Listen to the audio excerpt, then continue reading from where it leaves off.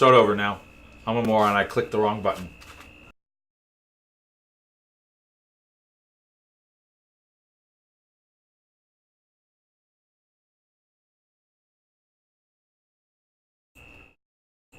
Hello. How are we doing today? My name is SpectrumDominus, and I am here for the SummerSlam Prediction Show 2017 WWE Pay-Per-View. And today we are doing the predictions live on my Twitch stream. We do all our prediction shows live on Twitch, so you can join us every Friday, the Friday before the pay-per-view, on the stream. My Twitch channel is, my viewers are right now yelling at you. They're all saying hi. You can find that Twitch stream in the description. It is twitch.tv/SpectrumDominus. So here we are, and we're going to be doing WWE SummerSlam predictions. I'm using the Wikipedia page to get my match list. I always use the Wikipedia page. And the reason I use the Wikipedia page is the same. I always say this on my videos. The reason is because they've never put a match on Wikipedia that didn't show up on the show since I've been doing the predictions. However, there's been several times that I've done a prediction show where Wikipedia had a match listed that I was unaware was even on the show. So I was able to predict the match, and then when the time came, I was one of the few people that actually predicted matches that were on the show. At least that match. So that's why I use Wikipedia. You can check out that list there, and I'm going to just do the pre-shows and then start at the bottom and work my way up to the championship matches. So without further ado, let's see what we've got. I have not even looked at the match list. Now, I know the match list as far as watching the shows, but I didn't sit down and write it down or even try to think about it in my head. And I just brought up the Wikipedia page and realized I started the video without even looking over the match list. So you're literally getting this from my head as I go. I did not pre-plan any of these predictions. So first, they show 3 pre-show matches. The first match is a championship cruiserweight match for the cruiserweight championship. The match for the cruiserweight championship between the champion Akira Tozawa and Neville. I find this one odd. I guess the easy solution is Akira Tozawa retains. I think they have something really good going right now with the Titus brand. I would like to see them start to utilize Apollo Crews a little more. I know that he just recently had a kid and they gave him some time off, but he's back. He was on the last show. He was on. He was there celebrating with Akira Tozawa. So start having him have some matches and win. Let the Titus brand go further. Bring in another member and tag team him with Apollo. Do something with that. But I feel like Akira Tozawa losing here doesn't make a lot of sense. It did make plenty of sense for him to not win in the first place, but then winning it and then losing it a few days later doesn't make sense. Also, with it being on the pre-show, one would say that titles don't tend to change hands on the pre-show, which they'd be right if they said that. However, titles don't tend to change hands on the Raw before the pay-per-view either. So, look into that how you will. But my little check mark goes next to Akira Tozawa. I think if he doesn't win, he at least retains his title. Neville wins by disqualification. No, more like Neville loses by disqualification or wins by countout. But Akira is going to remain the champion, I believe. The second match is another championship match on the pre-show. I did not realize this was a pre-show match, and I'm interested to see what people think about the SmackDown Tag Team Championship match being a pre-show match. The New Day, Big E and Xavier Woods, it has been announced that it's Big E and Xavier Woods, will be facing the Usos. This is a pretty easy one to predict. They did not put the titles on the Usos so that they can, the New Day last month so that they can take it away this month. They do not have any intention of taking those belts off of New Day. They're not going to do a record-breaking. Well, they may do it again, but I doubt it. But they're going to hold it for longer than just the couple weeks that they've had it. New Day are going to win this match and retain the belts. The Usos probably move on, and then the New Day's new opponents will probably be someone that comes over in the Superstar Shakeup that I have predicted to be 1.5 weeks from now. I predict that the Raw and SmackDown after SummerSlam, they're going to do the same thing they did at WrestleMania. They're going to say, next week we're going to do a Superstar Shakeup. And if you watch my NXT TakeOver predictions, which are, you can find the link in the description below, you'll see that I made a lot of predictions based on that Superstar Shakeup. This one is going to be that the New Day is going to retain, and their next opponents will be someone that comes over from Raw, i.e. the Club, or someone that comes up from NXT, i.e. Sanity. Both of those are bad predictions in the case that I don't think the Club is coming over with them just starting a alliance with Big Kaz, and I don't think, unless Big Kaz comes over too, which would be a smart move. So maybe the Club and Big Kaz will come over together, and that's their next opponents. And Sanity, I don't think is that good of an idea unless they decide to not make Sanity the people that beat up Fandango, which is Breezango, which is my prediction, is that it's Sanity. But that's not here. We're talking about SummerSlam, and SummerSlam, I predict that the New Day will beat the Usos and retain the title. The third match is the 6-man tag match. It's a rematch from Raw this week. We saw the Hardy Boys and Jason Jordan versus Miz and the Miztourage, which is dumb to call them Miz and the Miztourage. They should just be called the Miztourage. They don't say Bray Wyatt and the Wyatt family. They just say the Wyatt family. And Bray Wyatt is a member/leader. It should be the Miztourage, where Miz is the leader. Member/leader. But that's all right. I guess, in theory, an entourage, if I were to have an entourage, I'm not actually part of the entourage. So that makes sense from that logic standpoint. Still, I think it just flows better if you say the Miztourage rather than Miz and the Miztourage. So this is... I don't know about this match. I don't care about this match. How about that? Which is sad, because, I have the nostalgia, love for the Hardys. I don't really care about the Hardys since they've come back in a sense, but there's still a nostalgia, love for them. I really like Jason Jordan, although he's coming off kind of stale in this storyline. I love The Miz. He is the greatest heel in wrestling today. I love the Miztourage. I just love what they've done. They're two people that deserve a little better, who's finally getting some screen time and getting some time. They get to do work without actually having to talk much because the Miz takes care of it for them. I just, everything about this should be great. And unfortunately, especially since they just fought the match on Raw, I don't care. If I have to make a prediction, my prediction is Jason Jordan pins the Miz and thus is in line for an Intercontinental Championship match. That's the only reason I could see for doing this again. They had, I believe, Jeff pin either Bo or Curtis. I don't even remember which member. So it was a non-important pin on Raw. So maybe they're redoing it so they can do an important pin. The opposite thought process is, because the faces won on Raw, it's time for the heels to win here. 50-50 booking. I hope that's not the case. Logic says that the Miz and the Miztourage win. I'm going to go with Jason Jordan pins the Miz, setting up a future Intercontinental Championship match because he pinned the champion. So that leads us to the main pay-per-view, which is 10 more matches, a total of 13 matches. The 10th match they have listed as the tag team match for the WWE Raw Tag Team Championship.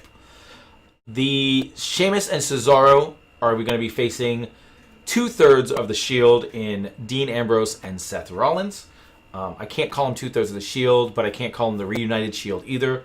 So if you watch my stream, if you come into Twitch and you watch, we talk about a lot of stuff. We do a lot on that channel, which I'll talk about at the end of the stream, but at the video. But you have heard me talk about both Ambrose and Rollins and why this is good for them. Put them in a tag team together. Now, everyone's like, Ambrose turns on Seth Rollins and goes heel. If that's the eventual plan, fine. I don't have a problem with that. It needs to happen in February is when it needs to happen. Maybe at the Royal Rumble. But they need to be together for the next 5-6 months or more because they're both currently useless. They're both too big to be fighting in the mid-card. No one wants to see them fighting for the Intercontinental Belt. Hell, we just saw Dean fight for the Intercontinental Belt for 9 months straight. Get him away from the mid-card. Seth Rollins is too big for the mid-card. And yet, they're both, and when I say small, I'm not talking about stature. I'm talking about level of competition currently. They've both slipped out of that main event picture. They're not main eventers. They don't fit there with Strowman and Roman and Samoa Joe. And even Finn Balor has more mystique to him and belongs up there. Where Rollins and Dean Ambrose, something's wrong with them. If Rollins went over to SmackDown, he'd instantly be right back in the main event picture. But on Raw, he just doesn't seem to fit right now. Put them together. Put the belts on them. At least they're champions and they have something to do. It makes sense. If they don't win the belts here, they don't stay in the tag division. And the tag team division is depleted and needs them. So, if for nothing else, Dean Ambrose and Seth Rollins are winning here just because they need tag teams in the tag team division. And they don't stay together if they don't win here. So we have new tag team champions. The 2/3 of the former Shield stable, Rollins and Ambrose. So match number 9 is listed as John Cena and Baron Corbin. So if I'm booking this, and for those of you who don't know, I'm a huge Cena mark. I think that he is one of the best things that has come to wrestling ever, and the people that boo him just don't get it, and that's fine that you don't get it. But I love John Cena. I think he's phenomenal. That being said, I think he should lose this match. Baron Corbin, I feel like is being punished. I don't know what he did. All I know is the Dave Meltzer tweet. I don't think he's being punished for that, but maybe. Maybe he's not selling merchandise. Maybe he's not getting over the way they thought he would. I don't know. There is a small chance that they put the briefcase on him so that this year's briefcase holder failed. I mean, we've talked about this a lot in my stream too, but if the briefcase holder always wins, then there's no intrigue. The intrigue goes away. You have to have them lose every once in a while. So it's possible that they said, who is most likely to look like they're going to be able to cash it in? Who is most likely to be that next guy that people will buy into, that we were going to put a title on him, but we can have fail? And that's possible. That's what they went with. I hated the cash-in. I absolutely hated the cash-in. I would have been fine with him failing, but it could have happened at SummerSlam. It took some intrigue out of the SummerSlam as a whole. Because of that, Corbin is no longer maybe the next champion. And because he's no longer maybe the next champion, now he's in a match with someone who's, after this, going to be on Raw. Guys, he's showing up on Raw either Monday or a week from Monday. He's not even going to be on SmackDown, which is why he should lose here. I don't think he's going to. I think Cena's going to win here. I think Corbin is getting buried.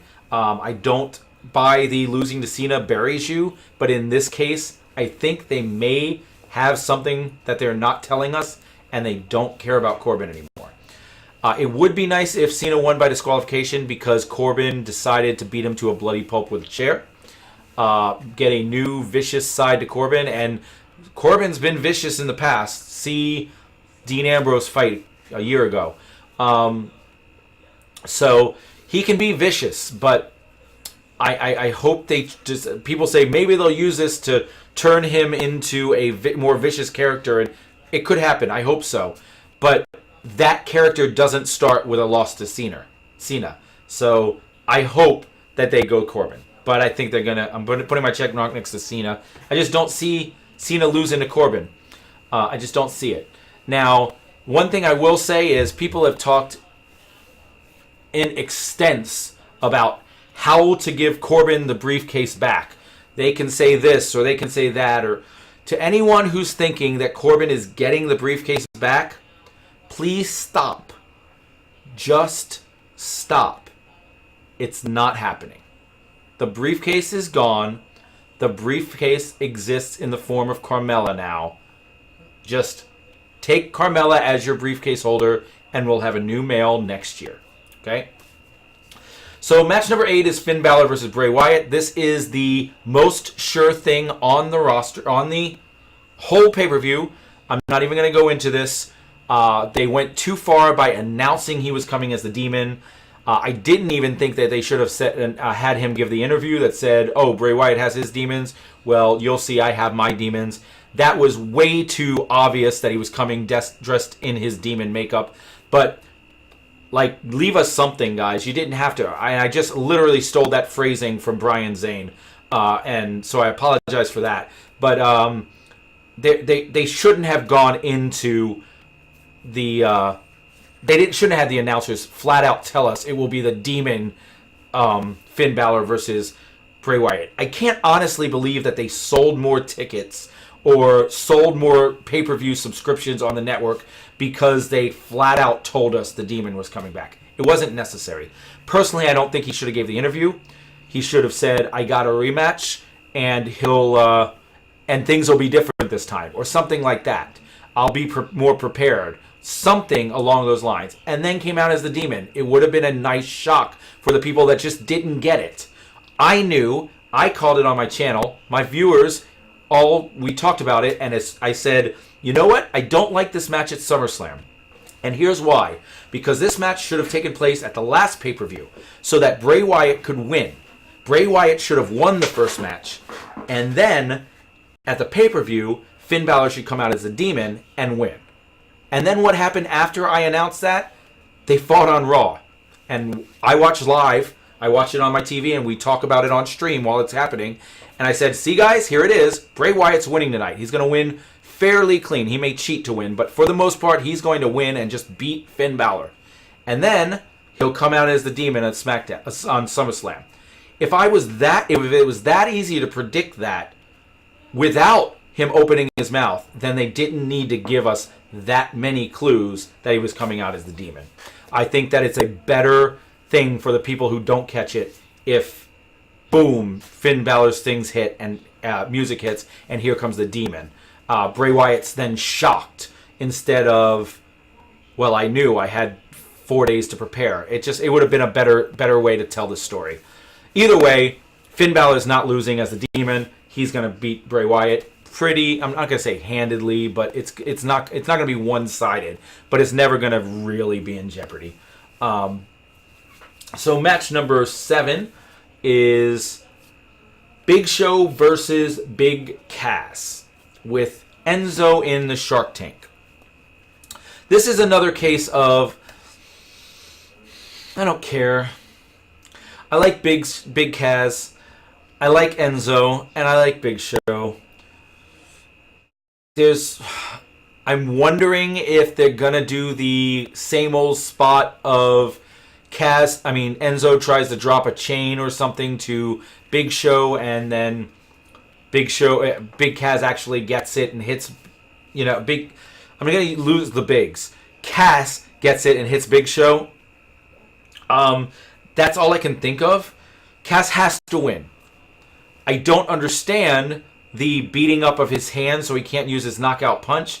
If you're looking to make Cass look strong, then you don't need to weaken your good guy, unless your good guy is someone you don't want to make look weak. But Big Show is on his way out the door. They don't really need that. He's lost to everyone. He's lost to everyone from Rey Mysterio to Braun Strowman, and everyone size in between. It doesn't matter if he loses this match. So hurting his hand made no sense to me.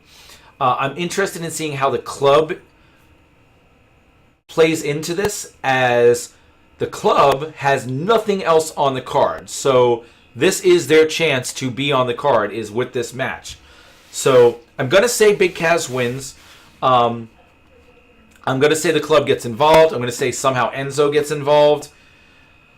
I don't know how it shakes up or plays down, and I don't think it matters. I don't think it matters. I would not be surprised if both the club and Big Cass end up on SmackDown in a couple weeks. And if not, then Enzo will. They will send one of Enzo or Kaz over, in my opinion. If you do Kaz and the club, then you have another heel tag team on SmackDown, and Enzo could go into the Cruiserweight division, theoretically. If you send Enzo over, you could tag team him with someone like Ty Dillinger or whatever, although they seem to be putting him with Sami Zayn. You could get him in another tag team and put him in the tag team division. Either way, they've got to separate Kaz and Enzo, get them on different shows. The sixth match is Randy Orton versus Rusev. After being buried pretty much by Jinder Mahal for the last 3 or 4 months,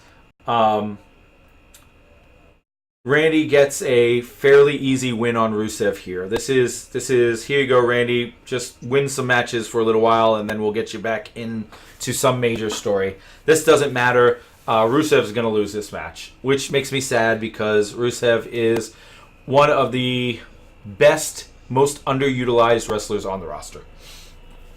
All right. Then match number 4 is the WWE Championship match. It's kind of interesting that they have this match listed as 4 with 3 matches above it. More important than Jinder Mahal with the Singh brothers versus Shinsuke Nakamura.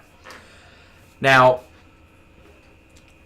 the problem I have is this was a lot easier to predict when there was a briefcase. And people said, what do you mean it's easier to predict? I've heard other people say you've taken some of it out. Yes, you've taken some of the intrigue out.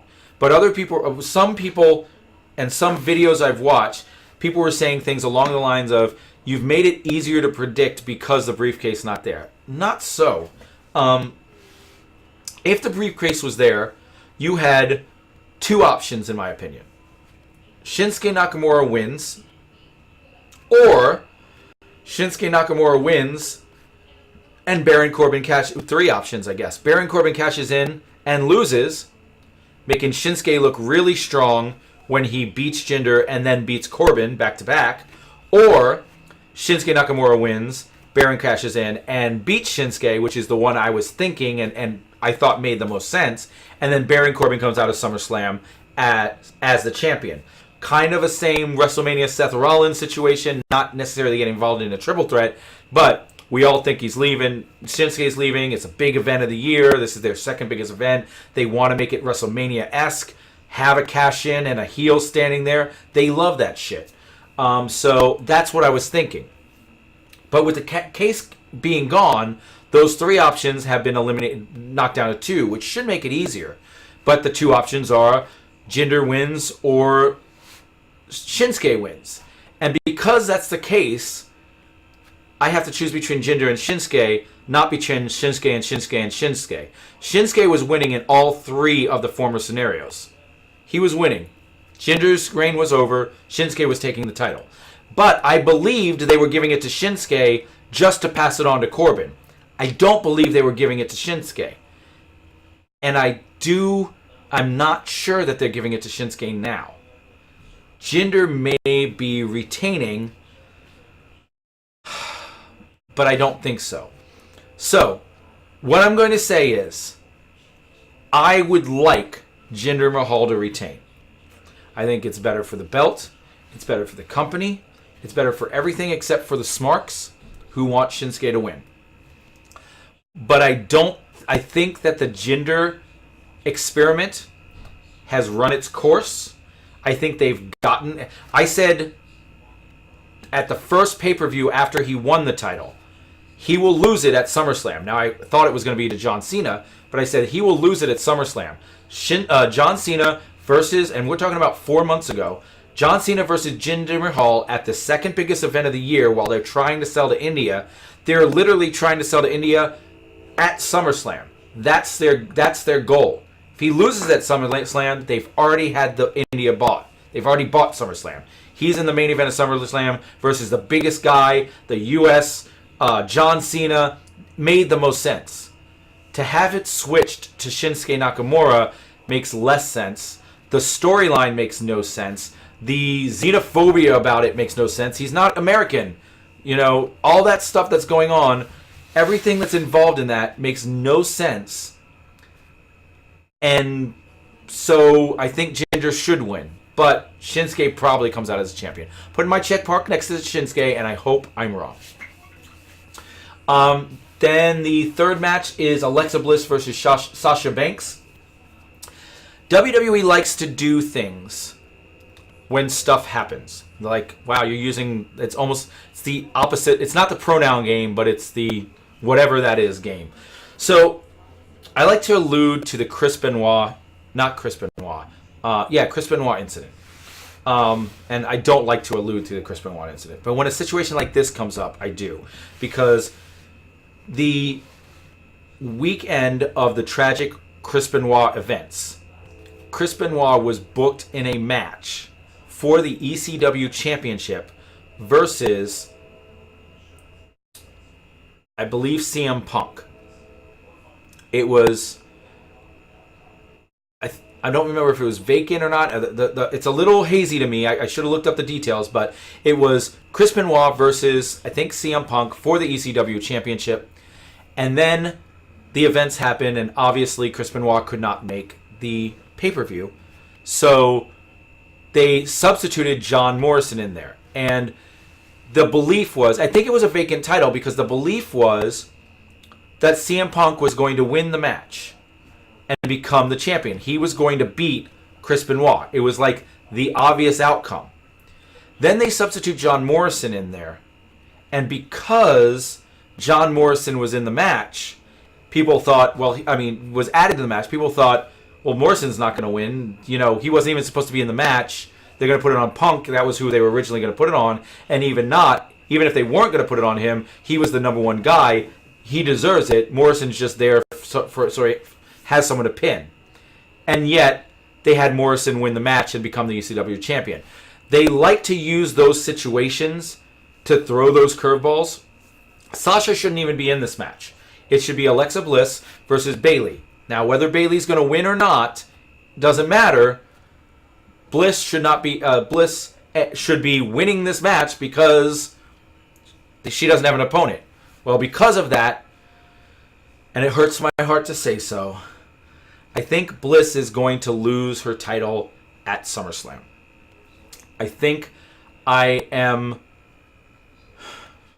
I'm not sure, but I think she loses her title at SummerSlam. I also think that from a title perspective, with the tag team, we see one retain and one lose. With the women, we're going to see one retain and one lose, and I think Bliss is the one that's going to lose. So the new women's champion is going to be Sasha Banks, and they can go from there. Now, the thing is, what the other piece of information, I guess I should say, that gives me the thought that this is going to be a Sasha Banks win is I don't ever see Alexa Bliss, Nia Jax actually playing out without one of them turning face. Nia would have to turn face because from the storyline being told, Bliss is the one stringing along Nia, so Nia has to turn face to get that match. They're not going to do a heel pay-per-view match for the title. When they did do the one match where they fought each other and Bliss got disqualified because of Mickie James and Dana Brooke, the crowd was so dead because they didn't have anyone to cheer for. When the Smarks don't care, they don't cheer. And when the Marks don't have a face to cheer for, they don't cheer. And it was just dead. So they don't want to do a heel. But Nia needs to get her title shot soon. So Banks taking over gives Nia a chance to go after the title. And those three are the only three women in the division right now. If Banks loses here, and Bayley is out for an extended period of time, and I don't mean extended all the way to Royal Rumble, but can't make it to the next pay-per-view or two, then sure, you could pass time by doing a triple threat, Nia, Banks and Alexa Bliss, but there's no other face that she could face. She can't then go on to Mickey. We've already done that. She can't. I mean, there's nothing else for her to do.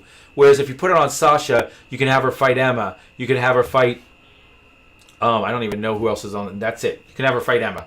But she gets to fight Nia before then. You can have Bayley come back, and they've been considering turning one of the other heel. Bayley can come back as a heel to attack Sasha. Bayley come back and have a friendly match with Sasha, where Sasha turns heel during the match. You could do. There are stories to go with Sasha. Alexa having that belt, sadly, she's kind of hit a wall with all the face injuries and stuff. So Sasha Banks is going to win that title, I think. Naomi then versus Natalya. My hope is that they both fall down and arms fall on each other so that it's a double pin, and so Daniel Bryan says there is no women's champion, and the winner of the women's tournament, the Mae Young Classic, is the new SmackDown Women's Champion. That's what they should do, because neither of these two need the title. I'm so over Naomi, and I've been over Natalya since season 1 of Total Divas. They need to get some Divas women on the show that are worth watching.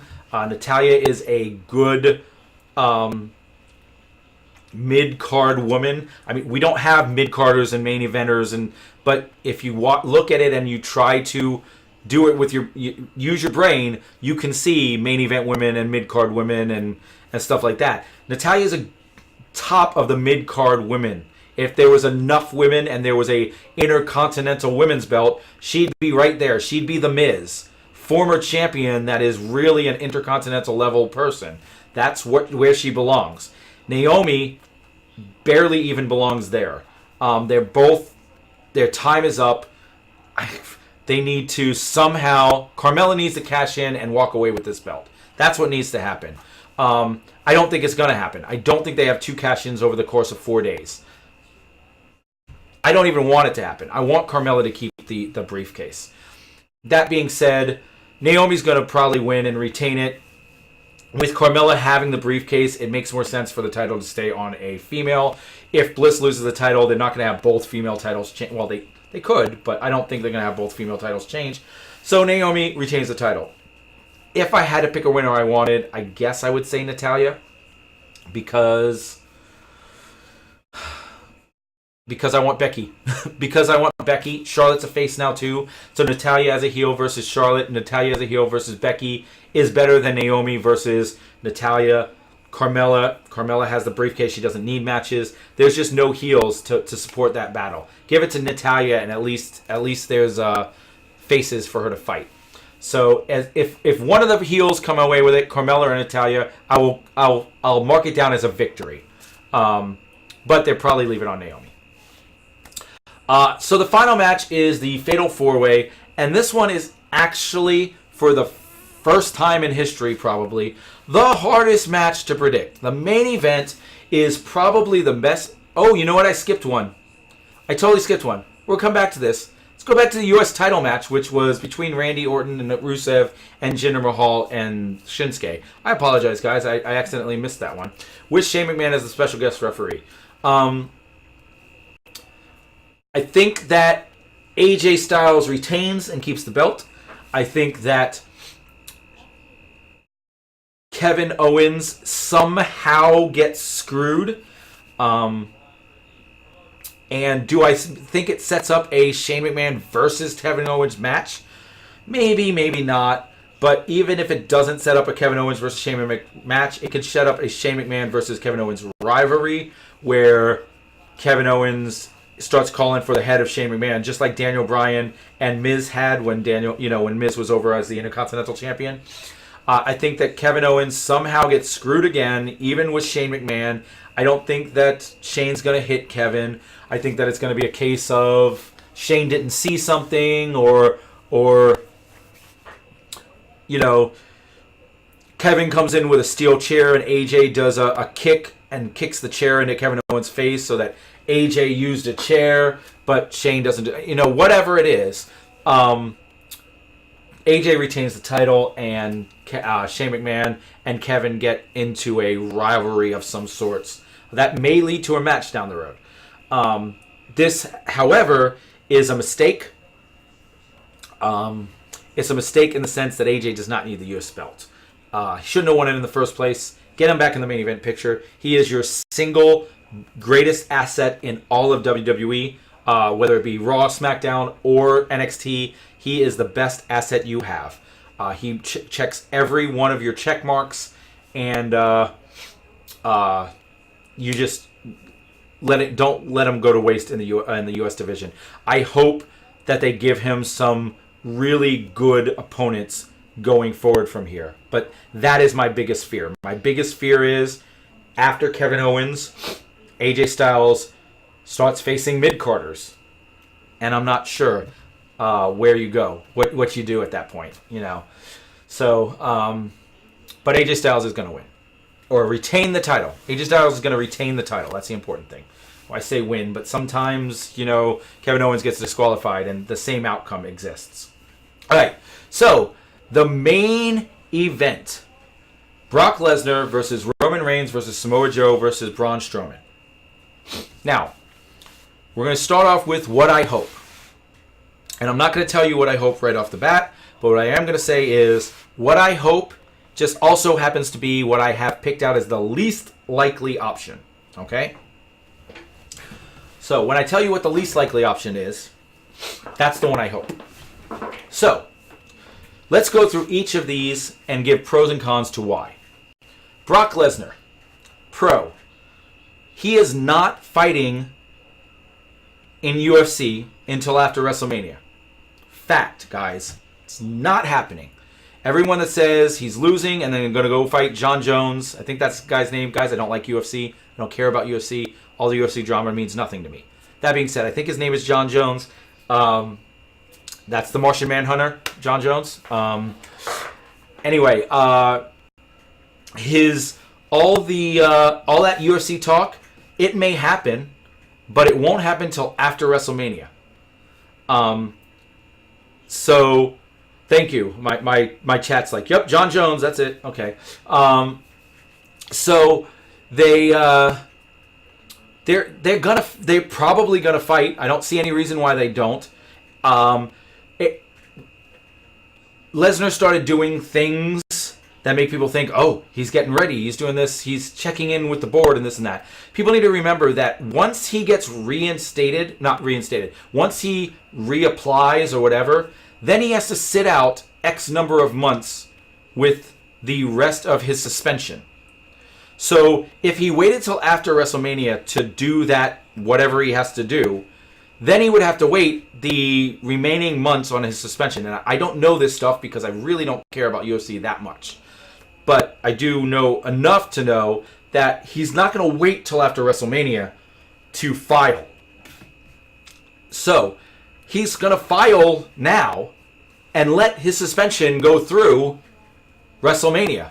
I think that if he files now, or if he did file now, he's like, the earliest he can have it is like February or March or something, which is right around WrestleMania time. So, for all you people thinking he's going to lose and go fight John Jones, that's not going to happen. Not going to happen. So, the original plan, and I'm talking about the original plan, was Brock Lesnar retains versus whoever he fights. And it was several people, including Braun Strowman and Roman Reigns. And at one time, it was just a Samoa Joe rematch. But everyone that Brock Lesnar retains, carries it all the way to WrestleMania, and then loses it to Roman Reigns. We all know that. We heard that the day after WrestleMania last year.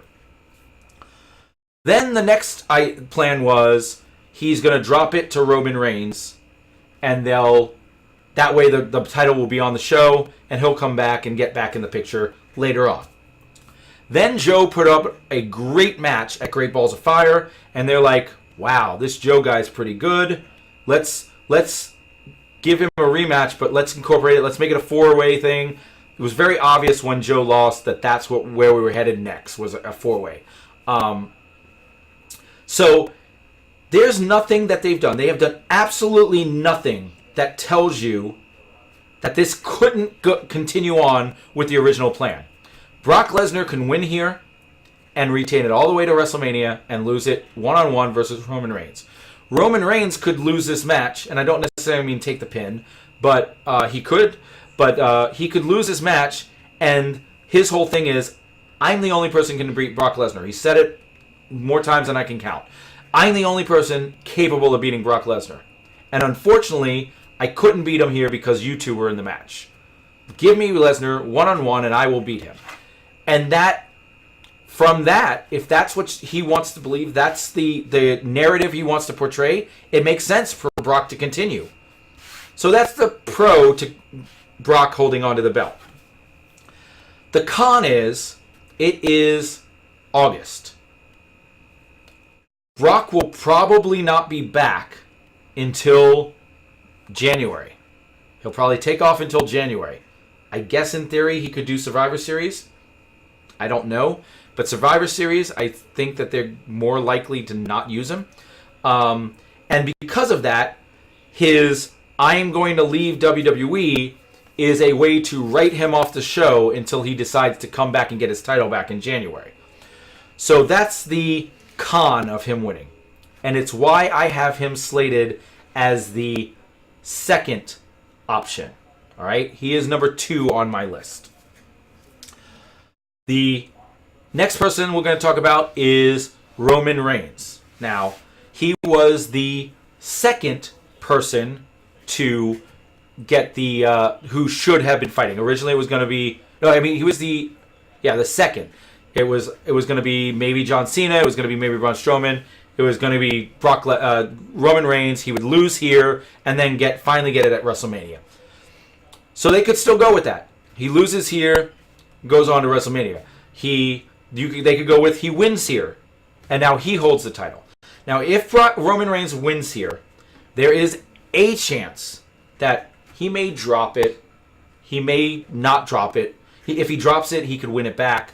But there's a chance he goes into WrestleMania against Brock Lesnar, where he's the champion and he has to retain it versus Brock Lesnar. They just flipped the script. So that makes sense. That would be a way to go about it. You still get your WrestleMania match. Heck, Roman could go in as the heel at that point. Not an official heel, but they're playing him off as a face while letting the fans treat him like a heel.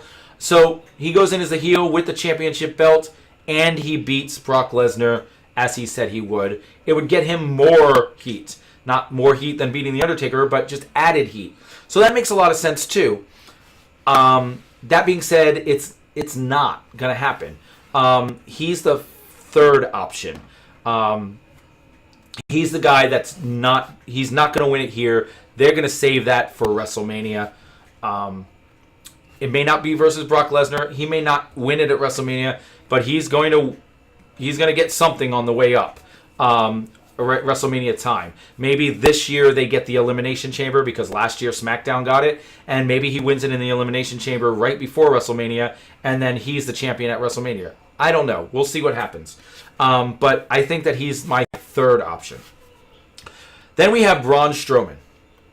Braun Strowman is who I want to win this. Braun Strowman needs to come out of this as the champion. And I say needs in the sense of he's the guy, he's done everything right since the brand split. He was obsolete before the brand split. And then the brand split happened, and he instantly became just a beast, and he did everything right. Whether it be the squash matches, whether it be fighting Big Show like he was a cruiserweight doing kip-ups and drop kicks and, bigger opponent, no problem, I'll fight like the smaller guy. Diving off top ropes. This guy is showing he's taking it seriously, and he's just, I compare him to Baron Corbin. They both had a similar trajectory. They both came in relatively the same time. They both were just floundering. They both got split on opposite shows and were considered the beast of their show. They both started skyrocketing up to the title, and then Baron Corbin he's still in the main event picture. He was just, but it's like people don't. Braun has just skyrocketed, done everything right. He has been dedicated, and we love everything he's done. Walking out with the title here would be awesome. It would be amazing. And they could do everything I said about Roman Reigns. They could do that still by putting the title on Braun and then letting Roman win it from Braun at Survivor Series. And then Roman carries it into WrestleMania. They could still do all that. And that would be that would be the narrative I would tell. Put the title on Braun. Let him hold it for the next 3 months. SummerSlam to Survivor Series is like the smallest gap. August, September, October, November. It's a 3-month gap. Whereas like WrestleMania to SummerSlam is a 6-month gap. So it's the smallest gap. You can put it on him, have him lose it at the next big pay-per-view in September, and it adds credibility to him because he hasn't really won anything yet. And it's just, I think people would really mark out for it. It'd be really great to put that belt on him. But that's not going to happen either. I think he's the least likely. I think that they view him like Baron Corbin. The guy who's going to be there, he's going to be ready, but he's not quite ready yet. And yes, this time of the year is when you give the belt to the not quite readies yet. The coming out of SummerSlam, this is the dead zone of the year. Their lowest ratings, their no road to WrestleMania, all their part-timers go away. This is the time to give it to Braun or Survivor Series. But I don't think they're doing that. I think my prediction is Samoa Joe is going to, whether it be Brock Lesnar F5's Roman Reigns and then Samoa Joe pushes him out of the ring. I don't know how he gets it, but I'm predicting Samoa Joe is coming out of SummerSlam as the new WWE Universal Champion. That's my prediction. I hope I'm right because that would be my second option. I really would like to see either Braun or Samoa Joe come out as the champion. I think that they could do good things in the upcoming months. I think that everyone's high on Samoa Joe right now. He put on a phenomenal, and I don't just mean in-ring performance, but the total month that he spent with Lesnar. Every aspect of that was great. I think that the right move is to reward him with that belt. So tell me what you think. Tell me what you think I predicted correctly, you think I predicted incorrectly in the comments below. You can find all my social media and my Twitch account in the description below. Come and join us on Twitch. We do a lot of wrestling content. We play WWE Supercard. We play WWE Slam. We play WWE 2K17, which is about to become 2K18. We watch these shows. We don't actually stream them, but I watch them on the side. You watch them at home, and we discuss them while they're going on. Raw, SmackDown, NXT. We also do a lot of box openings, card pack openings, prediction shows. So come and check out the channel. It's in the description below. Like this video if you enjoyed it. Make sure you subscribe to see more like this, and tell your friends about it. I hope you enjoyed this show, and I will see you next time. Bye-bye.